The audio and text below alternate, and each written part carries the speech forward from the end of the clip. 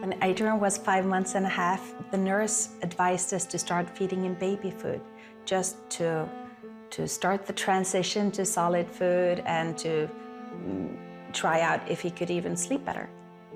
He didn't respond well. He was in a lot of pain. He was screaming all through the night and all through the day. He was sweating profusely, his clothes were soaked, and he was spastic from the pain. My husband Thomas and I would take turns comforting him and carrying him all through the night, and each one of us could take maximum of 30 minutes, and then we would have to switch. You try to do everything for him, but you can't take away the pain. When they put him on IV nutrition, within 2 days he was pain-free. And we realized that many of his symptoms were related to his digestive system.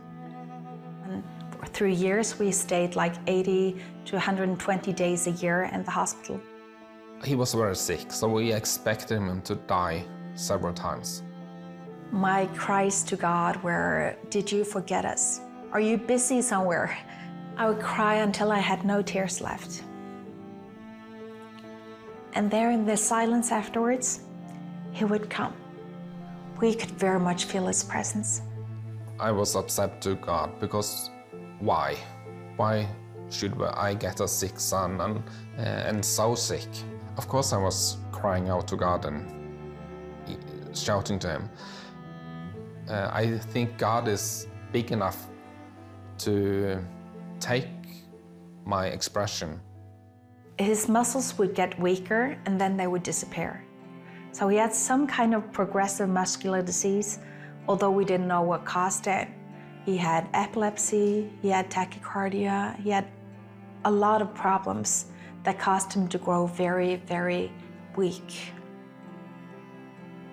And at the age of 11, our doctor said, "You've talked about going on a trip, just creating memories for you as a family to live on after he's gone. Now is your window of opportunity. Next year, he probably won't be able to." And we knew next year we might not have him. We couldn't go to the beach because of Adrian. We couldn't play in the sand. We couldn't go to Disney park because he was too weak to go to everything, and he just had to look at them, and that was not fun for him. And we thought, well, we'd like to go to a conference, like a church conference. And that might sound weird, but we had never been able to go anywhere. But we thought, so what if we go to Bethel Church? Our kids just love their music. When we got to Bethel, Adrian leaned over and he said to me, "Mom, now I know that whatever God has for me, that's what I want. I know He wants the best for me." And that was just great. And then we went to a breakout session on healing. And at the end, they said, "Does anyone need a miracle?" And he raised his hand, and a young man stood next to Adrian. And he said, "So what's wrong with you?" And Adrian said, "I can't eat." And he just prayed for Adrian, praying for new life in his stomach and his digestive system. And off we went. And I asked Adrian, "So did you sense anything? Did you feel any different?" And he said, "No, but it was a good experience." So for lunch, we went to a restaurant nearby because we just needed to eat before the next session. And we all ordered, and Adrian said, "Can I have the breadstick to play with?" And usually at home, we would always give him food on his plate for him to cut to pieces and to smell and just to be a part of the meal, basically. And all of a sudden, Adrian said, "Can I have another one?" And we said, "No, you already have one." And he said, "Not anymore." I just ate it. It just happened. I have no idea why. I have no idea how it tasted. I don't remember. All I remember is my dad look on his face when I told him. He was shocked and a little bit terrified. Will he be sick, or is it get healed, or how will this go? Just tiny, tiny amounts of watermelon that contains a lot of water was enough to make him very sick. So just the idea of him eating a breadstick, it was like,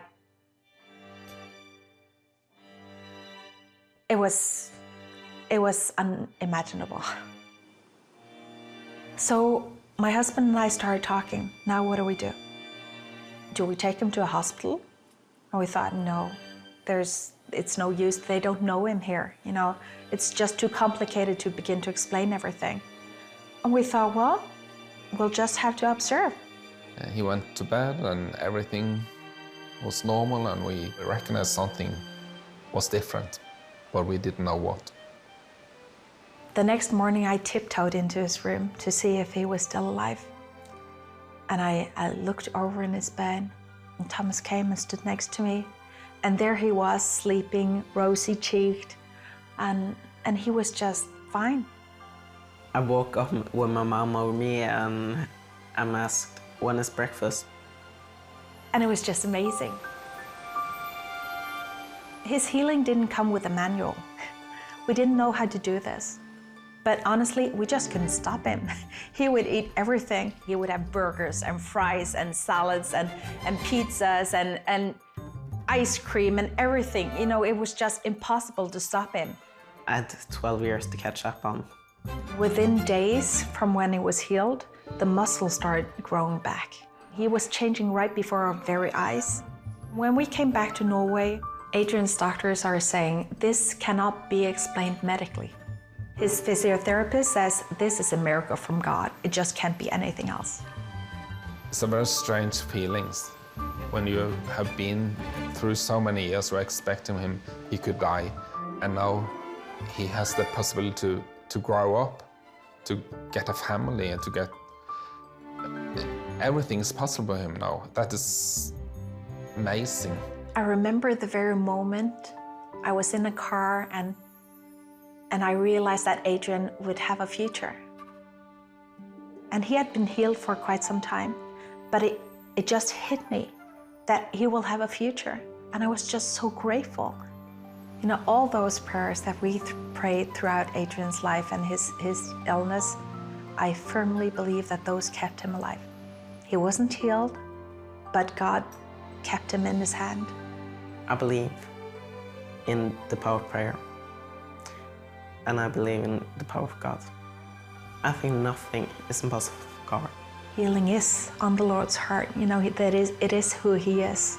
He's the creator, the life giver, the healer. I used to think that I know that God can heal, but I don't know if He wants to. And now I know He wants to.